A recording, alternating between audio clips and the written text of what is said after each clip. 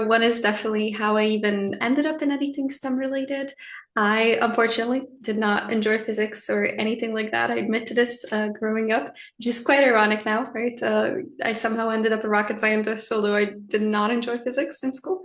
I wanted to be a writer for most of my life, actually. I would write stories, and although you guys can't see it right now, I have a 90-year-old typewriter still to this day in my office. So I wasn't very much interested in any of this. And the big turning point in that was that I tried coding for once in my life for the first time. And as I usually say, it all went downhill, obviously uphill from there, in the idea that I fell completely in love with the world of technology. I think for me, it still felt like creating, but in a very different format. The story goes that I coded for the first time in my life at around 15, 16 on a Tuesday. And then 2 days later, I wrote my first video game, which most are very shocked by. I will reassure everyone it was a horrible video game. It was a wall pong game, and the ball went through the wall. And sometimes even a thing you were trying to hit it back with, so definitely not quality. But that is what really set me on this path with an experience that I could succeed in something that I really never saw myself in growing up. Once I was already, I guess, more in this world, to give some context, aerospace engineering as a profession itself, with that word, it doesn't exist in Hungarian. So the word aerospace is not something that can be translated in precisely what it is. You can explain, obviously, with other words what it means.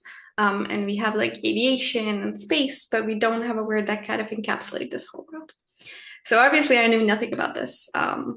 Coming from, just your average high school, realizing kind of late that I was interested in any of this, all I knew about this whole world is that, well, there's this place called NASA, which is in the United States. So I should probably go study there, which looking back is crazy to me that was my entire context for choosing what I wanted to do for the rest of my life.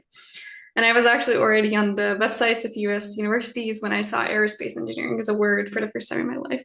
So really I decided based off of the 30-second YouTube video what I wanted to do for the rest of my life. And a big turning point in that story was surely, I think I was interested, and surely there was a lot of luck there and actually enjoying what the everyday meant to it. But I remember having the experience in my first year of university where I was really struggling, right? I never studied in English. I obviously had English classes, but I didn't learn anything like sciences, math, anything in English. I only ever learned it in my mother tongue. So I had this experience, where it was very challenging. I was really struggling. I was alone, other half of the world, kind of trying to do something that I was very quickly realizing I kind of knew nothing about. And, translation apps were a go-to in my university classes.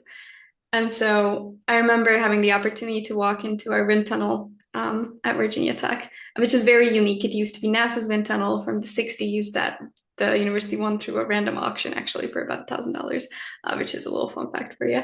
And I remember walking in there and for the first time on that journey and that experience, having this moment of, well, yeah, maybe this is what I'm meant to do. And maybe, it's very lonely and I've never seen anyone, I've never met an aerospace engineer up until such a late point in my life and moving to the US, but maybe there is something in it that I could do. And I think a lot of that actually came from the people who gave me that opportunity.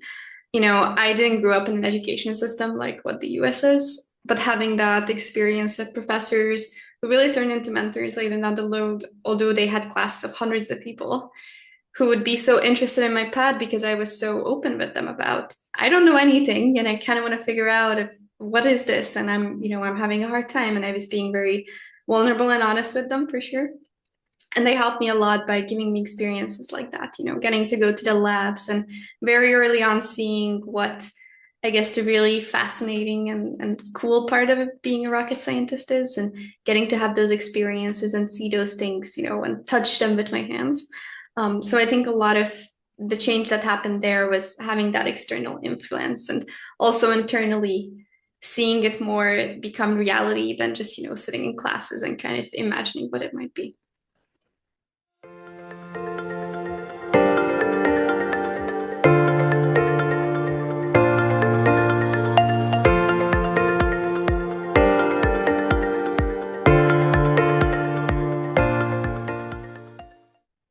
Do as much as you can, even if it feels like it has nothing to do with what you think you want to do. Although I studied aerospace engineering and that's what I got, but my bachelor's and master's in. My first internship, for example, was working in wind turbine. Well, not wind turbines really, even just turbine engines and manufacturing, and they weren't even directly related to aerospace, to be quite fair there. I wasn't working on fluid dynamics there. I was working on what is needed in production, which is very much a mechanical engineering perspective. And through that job, I think I learned a lot that now I apply in my everyday job, which really has nothing to do with it on a surface level. But I always recommend to every student I ever talk to, especially throughout university, do as much as you can. If the opportunity comes up, even if it's for 15 minutes and you get to, solder something or make an origami or whatever it is, go and try it. It can give you a very unique skill set and a different perspective on many matters that may later come up. But you have to understand is that I'm sure almost everyone has had this experience, especially as students, that, for example, if you're in a team working project and you're in the same mindset with, let's say 4 of you always taking the same path, having made certain decisions, you're going to look at it a certain way. And that tends to happen a lot in work environments, especially in aerospace, we spend lifetimes working on projects, right? And so when you have had this one kind of oversight for, let's say, even 10 years, it's very hard to think of it outside of that perspective. And you might not even realize that that's happening. And so having a different perspective than the people that you work with can be extremely valuable, especially early on in your path. And, there's obviously a lot of recognition and respect that should go towards the people that have worked on it for so long. But it's very good to have that fresh mindset. And I think that comes from doing different things. I always tell people to try and get as many internships, as many research opportunities, even if you don't want to end up in academia, even if that's not something that might directly interest you. I did research on navigation and GNSS, again, not what I do in my everyday life now, but having that experience taught me certain skills, certain attitudes, and just really certain fun facts as well. That can be great. And that is truly my biggest recommendation, to see what it's like to go from theoretical to hands-on. And even if you cannot find those opportunities, pet projects, I have a 3D printer. I worked in a lab workspace for most of my university education. I was always laser cutting, building, making. You can come up with your own things to try the hands-on stuff that you see in class. You can also, it's totally allowed, you can send your professor an email. Hey, I know we learned about this concept. What's a good experiment that I can try and set up at home? Or just Google it, YouTube it. I know it may sound silly to think, oh, I'm going to Google those science experiments that they come up with for kids. But one, it can be very fun, and it's a very nice break from, the everyday life and education and work that you might be doing. And also it can really make you see like, oh, it really is that basic physics principle that I'm now obviously applying in a much more complex environment. But at the end of the day, it is that same basic principle that I am maybe trying to grasp, and it can be good to connect those. It's okay to bring your personality to work. I again, cannot be seen, I guess, right now, but my entire home office is very pink. I have several high-powered rocket licenses, and my high-powered rockets for my certifications were pink and purple. One of them had capybara stickers all over it. And it's completely fine to bring that personality to work. I, as most people, I work in a field of cubicles. But my desk is very well known to quite a few people who work around my desk, because I have this huge pink dinosaur blanket. His name is 𝗨 for everyone wondering, which I'm sure everyone is. And that's completely fine. I know that can be maybe not everyone who's the most welcoming to that at first. But unfortunately, a reality of being such a minority in most of these fields is that you are going to stick out. You have the option to stick out on your own terms. If that's something that's important to you, and again, it might not be something that is, okay? This is what works for me. I know that for me, my personality is very loud, it's very colorful, and there's a lot to it. I have a million hobbies. I love bright pink heels, and I love dressing up for work like it's some sort of occasion every day. And that is something I bring to the table. That gives me a perspective of maybe approaching things differently than the many of the people that I work with. For the record, the average age of people who work in my specialization within aerospace safety is about 40. And so I am way younger than most of the people that I work with. And again, I'm mostly the only female in my meetings or any of the work that I do. But again, that doesn't mean that I need to hide who I am and need to hide my personality. It can be a little fun conversation point, and I think a pretty good icebreaker in many of those moments of, oh, this is new for all of us. How do we handle it?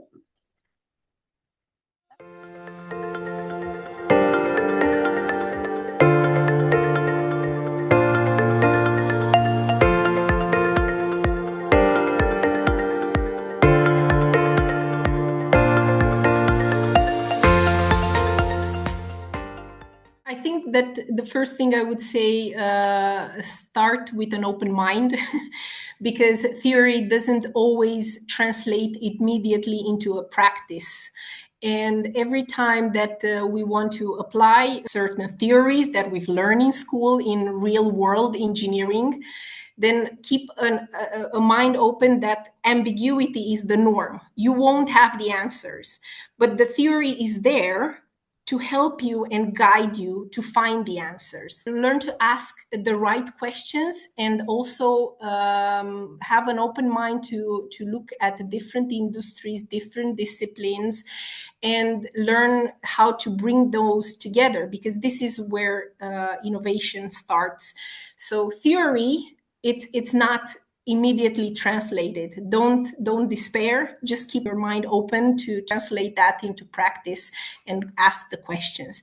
And one skill I would recommend having or developing as a young student is to learn how to connect dots and learn how to see how different components can interact with each other, even if it's math and supply chain and science in general, and connected to architecture. Like all these disciplines, they can get intertwined. Is just keeping the mind open and also translating those technical insights into business value. Because in the end, this is what we're trying. We're learning theory to solve problems, and that should be the key.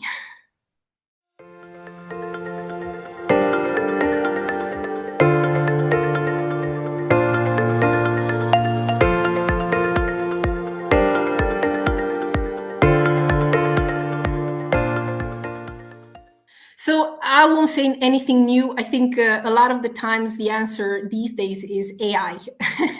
AI is changing the world we live in, and it's also changing the actual work environments, but not only the world itself. So I think it's good always to have in mind that it will transform and it will bring a lot of efficiency, but it also raises questions about workforce, about data privacy and algorithmic biases. So it's very important to not only take for granted what is available, but also to continue having this critical thinking and asking questions, and also utilizing technology to have this inclusive and transparent way of utilizing AI. And I think one of the perspectives that having women and having diverse teams in general is this is what will happen, that you will have different perspectives, and it will help you bring these blind spots that one might have into bringing it out in front of everyone, and especially in the ethical design of technology. I think, well, women and in general groups that are underrepresented, I think they bring not only aspect of technology and different way of seeing things, but it also brings empathy. And one important aspect is it brings resilience, because when you have all these different aspects and shapes, then you can actually think that what you think is the right thing might not be the right thing for everyone else. And then it changes your mind and can only open the way you see current trends of technology and how they can make our life easy and solve our problems.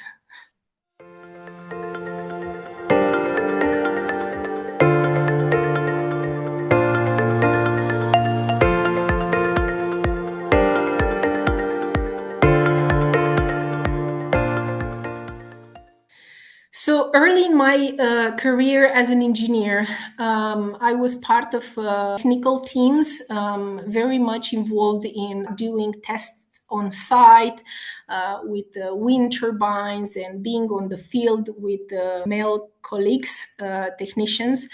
And I always felt like I need to prove that I know that I have the technical competence. So over time, I learned that they were actually also looking from the aspect of helping me learn those technical aspects and build my technical competence.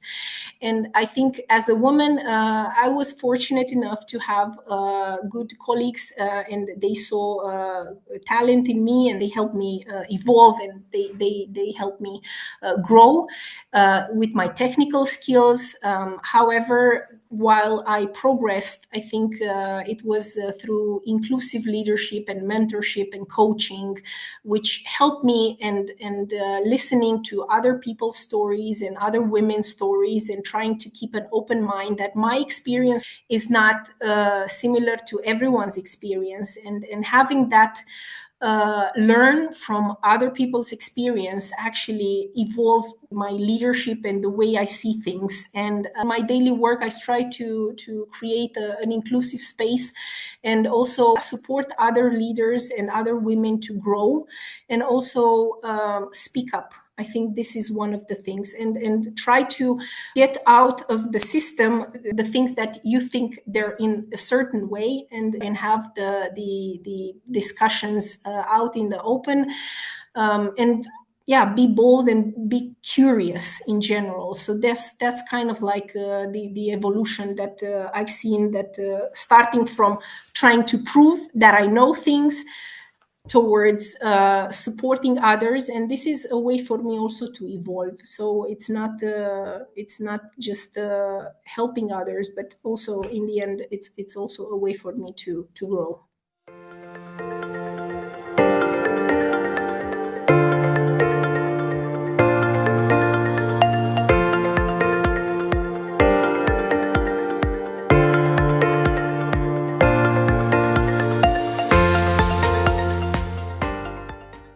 It's kind of, I expect this will be an answer many will have, but AI is, of course, the field I'm in. And it has huge potential and huge ethical considerations. And it could be a subject for a whole discussion. But the main thing I think right now is that we're starting to use AI instead of junior people.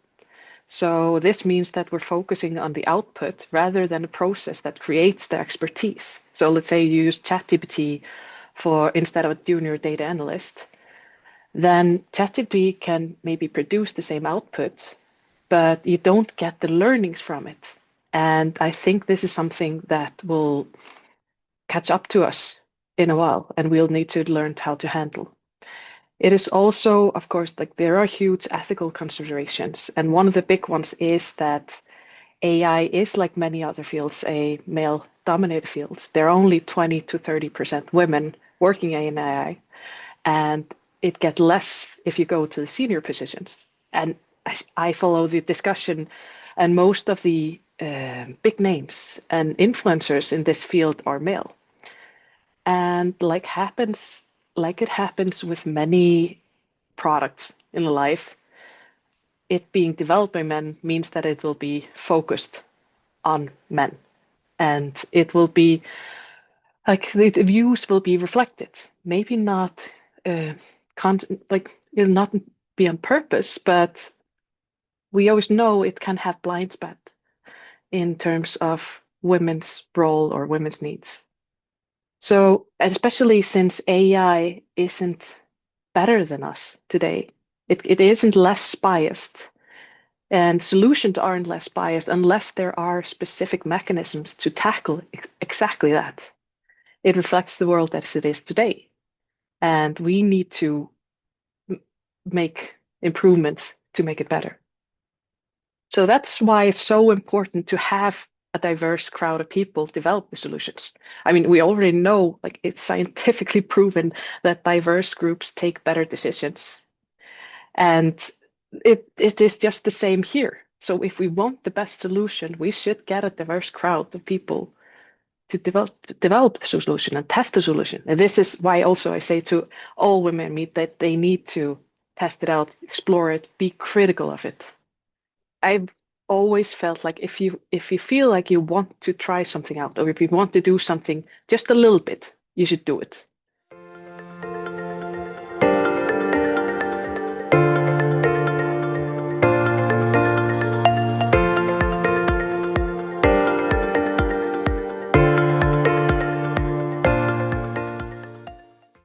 I think maybe other people might have had the same feeling, but in my field, I always felt the need to know everything.